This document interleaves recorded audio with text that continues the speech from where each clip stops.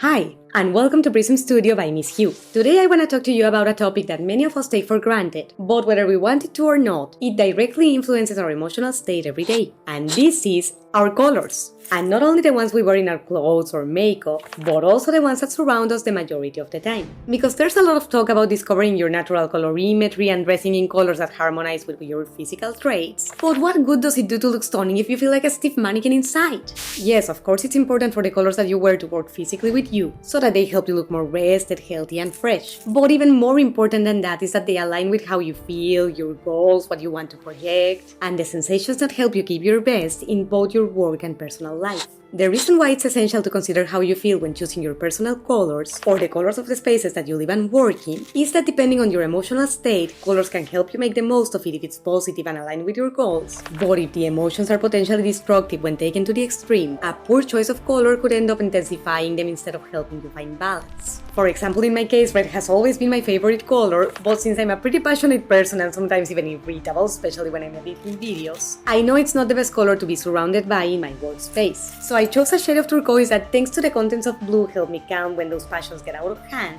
but at the same time, because it contains green and therefore yellow, it stimulates my creativity. When it comes to your goals and what you want to project, it's also crucial to take that into account when choosing your colors, because especially the tones that you wear and using your grooming are going to communicate things about yourself to the people that you interact with. And beyond knowing the positive and negative connotations of each color, it's also important to understand that for color psychology to truly work for you, your colors should reflect not only what you like about yourself, but also what you need others to see. For instance, if your job requires you to show impartiality, neutral tones, particularly gray, can be your best ally since they don't lean towards any specific emotion. But if you work with children and need them to feel you empathize with their emotions, warmer colors like brown or softer ones like pink might serve you better. And finally, to optimize your color choices, it's very important to identify which physical and emotional sensations help you perform at your best, so you can choose tones that support and evoke those sensations. And while it's easy to immediately assume that we all need warm colors to energize us and cool ones to calm us, the truth is that it's much more complex than that, not only due to everyone being different, but also because these needs can vary within the same person from day to day. Personally, what has helped me is to identify my weak spots or areas of opportunity, so that the colors I keep permanently in my workspaces help me balance them. And on the other hand, recognizing my strengths, so I can dress and group myself in colors that help me amplify them. So as you can see, colors are much more than aesthetic qualities, and they can be your greatest allies in more than one way. And the best part is that even though each one has its most characteristic connotations, there's an infinite number of ways you can use every single tone.